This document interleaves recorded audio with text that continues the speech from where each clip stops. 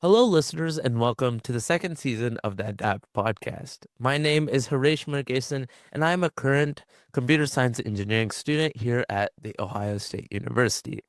Now, today I have the honor to be joined by Mr. Joris Castermans. Mr. Castermans is a highly successful businessman after graduating from the Saxion University of Applied Sciences in industrial designing. Mr. Casterman utilizes his skills through consultancy, IT, and business developers. Mr. Castermans has worked in a lot of different environments and workplaces to help build his business experience through projects at places like Slim Design, Casterman's Connected, and KPN IoT. Currently, he is now the CEO and founder of this company called Whispp, an AI-powered app that helps to empower people who suffer from voice disorders and stutters. So thank you again, Mr. Casterman, for joining me. Yeah, thank you for having me on the show. It's a pleasure. It's a pleasure. Well, while I begin, one of the first questions that I like to ask all my guests, I try to keep it a common question for everyone who comes on the show, is essentially what were some of the steps that got you to the place you're at today, and what was the story of, your place here at Wisp? Yeah, yeah, good question. So, I'm originally an industrial designer, so I design products, and I think it's a really nice métier to come up with ideas, develop products, but being also busy with the business. So I think it's a character. It's really something that is characterizing me. I'm a generalist, so I really like to build new ideas and combine a lot of elements to solve problems and to come up with new businesses. So what I think is really important, and that is something that I encounter every day. I built and started the company Whispp based on a problem that is really close to me myself. I have a slight stutter, and when I was a child, my stutter was more severe, and that was the starting point for Whispp to develop AI, voice AI for people who stutter severely. And that is based on the fact that people who stutter severely when they whisper, they are much more fluent. So then the idea was born to develop AI that converts this whispered speech into a normal voice, so you can have clear and relaxed phone calls. And I think it's really important, and that brought me, I think, here, because that's your question, that this is something that is really close to me. So solving a problem that's really close to yourself, so you are intrinsically motivated to solve it, is a really big force to be successful. Yeah, totally. Bouncing off of that idea, actually, do you feel that some of the most successful people in, each field of expertise, do you think having a general struggle motivates them a little bit more than, someone who can't really relate to that issue or problem? Yeah, for sure. When you look at startups, I think the most successful startups are funded by founders who have really, yeah, close, are really who are highly motivated, and where the problem that they are solving is really close to themselves. Yeah. Totally. Going back to Wisp, just for some of the viewers at home, what is Wisp, and what are some of its basic ideas, workarounds and Yeah. solutions, I Yeah. guess. Yeah, you probably know about speech technology, speech recognition. and also speech synthesis. So when you have text, you can of course synthesize that to a beautiful voice. What we are doing, we are giving voice to voiceless speech and in real time. So, and like I mentioned, people had the idea was born on the fact that people who stutter severely when they whisper, they are much more fluent. Um, so I thought, yeah, let's convert whispered speech in real time to the natural voice of the person. When we started, some people with a broad variety of voice conditions reached out to us, people with throat cancer, vocal cord paralysis, spasmodic dysphonia. So we are also helping them. Um, and yeah, what makes us so unique is that it is language agnostic. So you can use it in each language because there is no large language model. There's no a text mid representation. So it's an audio to audio based AI that's really fast. So currently, our AI runs on the phone with a latency of about 150 milliseconds. So that's really, really fast. Okay. You mentioned like some of your ideal user group being, people with throat cancer, people with different other conditions. When starting, was there ever a kind of thought process to help one sort of, demographic in that user group first, and then you kind of realized that you could help all these different other people, or was it kind of we just want to generally help all these people suffering That's from. yeah, it's a good question because I started, of course, with my stuttering, and then Mm. soon, when we made a first uh, simple website, yeah, people were reaching out themselves. So, would it also work for me with my throat cancer, my rough voice, or so we were really triggered, and the that target group is even bigger than people who stutter, right? So I think now just a quarter of our downloads. We have a mobile app. You can, by the way, uh, you can play around with that. You can download it for free. You can have voice messages. You can convert voice messages with it, and you have 30 minutes for of free calling to test around. Um, so yeah, it's beautiful where you start with one target group and it organically uh yeah grew. Mm. Totally. I find that very inspiring and kind of motivates me to ask you, on a very personal level, do you feel general sort of increased satisfaction or I guess fulfillment in a general sense from I know you've worked on a lot of other companies before, but does Wisp give you a little bit of extra personal fulfillment that you get to help people and empower people every day? Absolutely. Yeah, for sure. Yeah. So the nicest thing is I think to meet people where you work for, right? So having people here at the office for focus groups. I mean, we are constantly in contact with people via the customer service. Um, and when they tell about a positive event, uh, that if, for example, that making phone calls is so easy again for them, and that it grows their independency, and that I mean, they're able to make the phone calls themselves again. Yeah, that is really really motivating for sure. Yeah. Definitely. I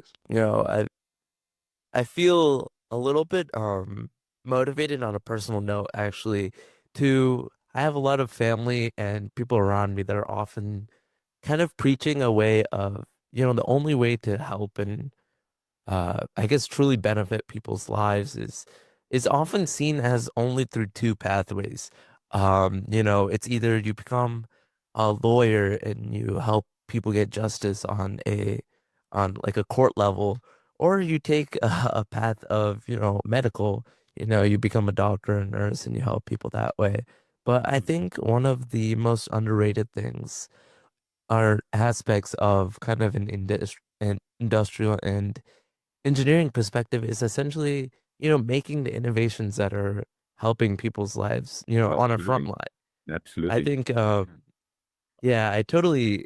I find that a very interesting perspective that a lot of people don't see or use that I think Yeah, something that was in this episode, might bring to people's attention more. So that's sounds very good. cool. Yeah. And I think there is so much to do, right? So, um, and I think when more people, and I think that's a nice thing. And of course, I'm not that young anymore, and but I'm also not that old. But what I see with young people in general, it feels that they are so motivated to make it a more better and a more beautiful world. And I would say, please, yeah, keep on doing that because that's the best you can do. And yeah, go for it. Yeah, totally. Building on to that, actually, you mentioned that a lot of young people are really motivated. Do you feel that that sort of change from, last generation to this do you think it's due to an increase in, I guess, problems and, we look to a younger generation to essentially get motivated to solve an increased amount of problems? Yeah, I'm not sure. I think the opportunities are um, I mean, the access to knowledge and the access to, for example, new tools and technologies is much lower, right? So you are, I think it's in that sense to start to to to to build a new company, to build an on top of a new idea. I think the barriers are lower now than in the past. Okay, that makes a lot of sense. And I think, you know, looking at from like my elementary school days to middle school to high school, I've also been able to see that change. So I couldn't agree more. Nice. Mhm. And going back to Wisp, that was a little bit off topic about motivation and engineering, I guess, in general. But going back to Wisp, what were some of the struggles you had in kind of actualizing Wisp and, making an actual app that people could use? Yeah. Yeah. So I think, I mean, we started in May 2018. I had the first idea for Wisp. So time flies. um, and there were, yeah, several years that we were not sure if this bold idea was possible. So we have been really struggling and going to the mud to and struggle and so this kind of intrinsic motivation has for for sure helped me. And I think that is we have a really strong and motivated team. So I think it's of course not just me, but it's the team and what we are doing. It attracts really talented young people, people who want to make a difference. So I think in general that makes such a big difference. I mean, and the team is yeah what it is all about with a startup. Mhm. We're going on to, your startup itself. Were there any funding issues or struggles like that? And if so, how are you able to overcome them? Yeah, so we are located here in the Netherlands in Leiden. It's a university city. We are located here at the accelerators, the startup incubator of the University of Leiden. And I think that would be my biggest advice for students, for young people who want to start with a startup. Please find a place where there is an ecosystem that really is beneficial, that really can help you, that can speed up. Um, Many things get so much easier. One of those things are getting funded. So my first commitment was the investment fund of University of Leiden, yeah, they were literally the first investors, commercial investors in Whispp. Before that, we had some grants from the Dutch Ministry of Economic Affairs. That's of course the first start, but this funding, this investment was not possible. I mean, it wouldn't been possible. And sorry, I have to put on the lights here again. Oh, good.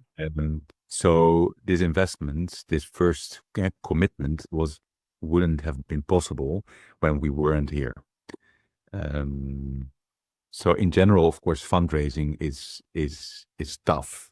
And having a true story is a story that is close to your heart, where you can show that you are really, really motivated to solve this problem, and you have a strong team. That is for sure the start.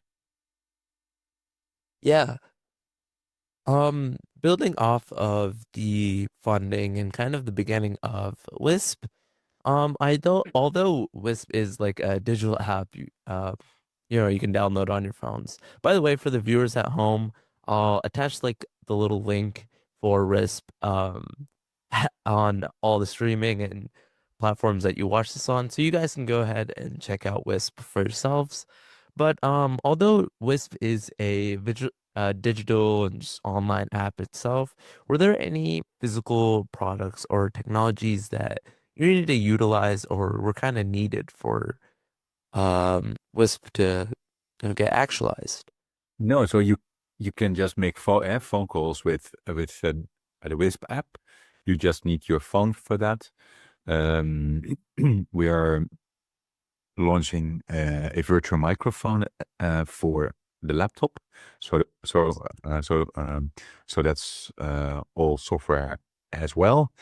Maybe in the future, to facilitate live conversations, have people, for example, who lost their voice, they have difficulties to express themselves in noisy situations. Going to a party or to the restaurant is really difficult in many cases because they are just not heard. So being able to connect your phone to, for example, a Bluetooth speaker or to your earbuds is then kind of the way to go.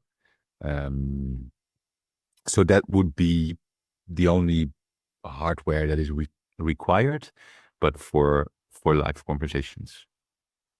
Okay, got it. Um, the AI model itself that Wisp use, could you elaborate a little bit on kind of how the AI model approaches the problem and how it kind of solves it?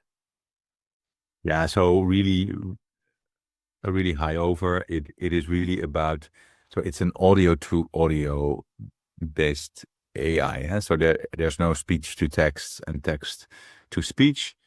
So it really, yeah, cuts the audio stream into little pieces, and it kind of, yeah, recognizes the non-voiced, the voiceless little audio segments, and is able to convert that piece by piece and glue them together into a regular voice. So we call it kind of a voice reconstruction technology, because it's not, it is kind of, yeah, reconstructing piece by piece the voice on the fly. Mm.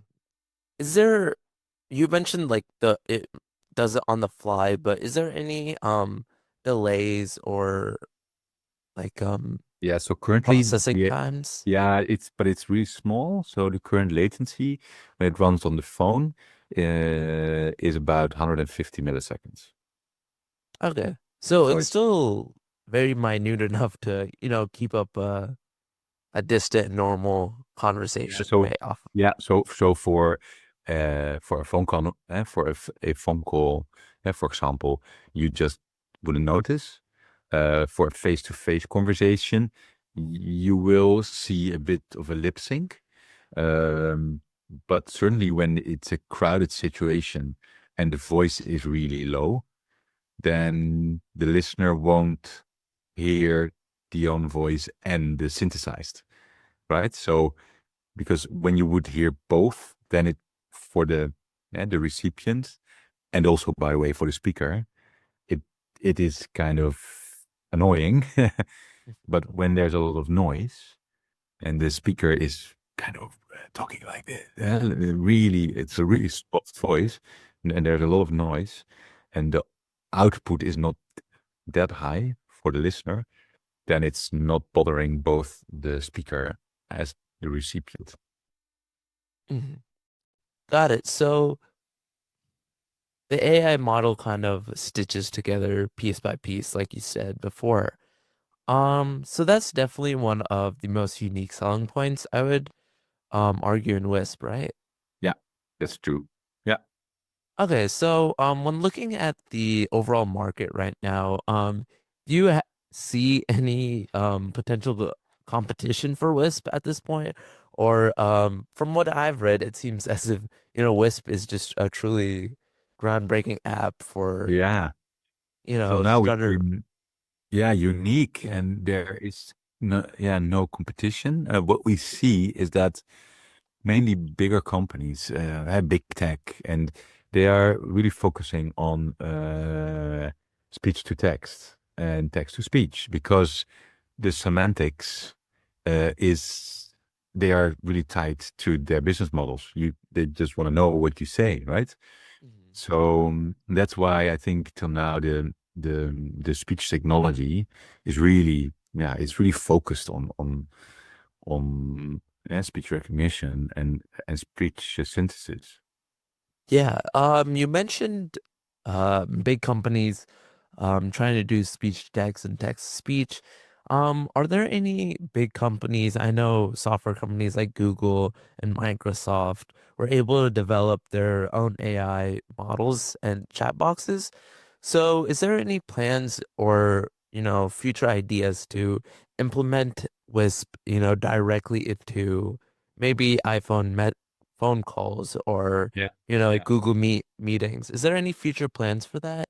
Yeah. So what we are currently building is a virtual microphone. So it's just a piece of software on your laptop. You can select the Wisp microphone when you want to have calls like this, Zoom calls or Teams or Google Meet or WebEx. So with that, it is kind of an inclusive tool. So it's not a feature in Teams or in Zoom because then, for example, we are in a business setting. Sometimes I use Zoom and then I use Teams and then we use Google Meet. So we really think that the ideal situation for example, laptop uh, usage is being implemented in, for example, Windows. Okay. So it's essentially just that little plugin that you can attach to your device, enhances it through the virtual microphone, right? Exactly. Yeah. Yeah. Okay, Yeah. understands. I think that's a simpler solution than, working with these big companies, implementing them each Yeah. individually can be a Yeah. tedious True. process. True. Yeah. Yeah. Yeah. Mhm. Going back to AI in general, one of my recent questions, and I think just a recent question in society in general as AI grows in popularity, is AI is often, I think recently in the past few weeks, ChatGPT was able to imitate an art style called Ghibli art style. And so I just wanted to ask you, from a person who utilizes AI in day-to-day things, what are your thoughts on things like this where AI are imitating art that's taken months and months of, human labor to produce, or it's taking jobs from highly skilled coders that it's just writing the Yeah. whole code for. So what are your Yeah. thoughts on um the pros and cons of AI? Yeah. Yeah, I totally the thing is we um the risk is that people, let's say, work that has been yeah, maybe being getting a commodity will be replaced by AI, right? So Yeah. um and in society, chances are big that the the the jobs for maybe lower social classes are being, yeah, they Injured. they suffer more than jobs where there is a lot of added value in having a network and having creativity and of course, e- even there it gets it's getting a strange world, right? Yeah. With all those tools. Yeah. Yeah, it's definitely a fascinating box to look into and see where that takes us into the future, right? Yeah, sure. Yeah. Yeah. Um, while we look to wrap up, um, one of the last questions I like to ask all my guests on the show, while we're wrapping up is often because on the show we have a lot of innovators, startups, a lot of uh, motivating business leaders. So I ask a similar a question, which is, in your opinion, what is the next frontier of orientation past the current frontier of AI and VR? What do you believe is the next big thing? Oh, I find it really difficult to be honest. Oh, that's big. That's a big question, right? Yeah. It For definitely me, yeah, the big it definitely way. stumps a lot of the guests for I mean, it Yeah. personally stumps me. There's so much you can wonder and think about. It's Yeah. I mean, it's a of course, hefty the question. entire uh, agentic way of working and connecting all kinds of agents. Uh, yeah, it will totally, uh, yeah, disrupt IT architect landscapes, right? I mean, certainly uh, enterprise uh, IT landscapes will totally change. So will the IT landscapes kind of change on a like an economic level as well? Will we see like more wealth come from a different landscape, or what do you predict will happen on an economic side of things? Ooh. Those are too macro for me, I think, to be honest. Okay. That's all good. That's all good. Totally understandable. But but yeah, what you in general see, of course, is that for example, a consultancy, the big consultancy firms, their role, yeah, changes um, to being more an orchestrator than providing knowledge, because knowledge is everywhere and you can just pick it up, and it is kind of combining and I mean, um, of course, the challenge is to go beyond all the existing knowledge and the existing information that is available, and to come up. Yeah, I mean, the risk is, of course, to being biased and not going further than our own bubble and bubbles. Mm.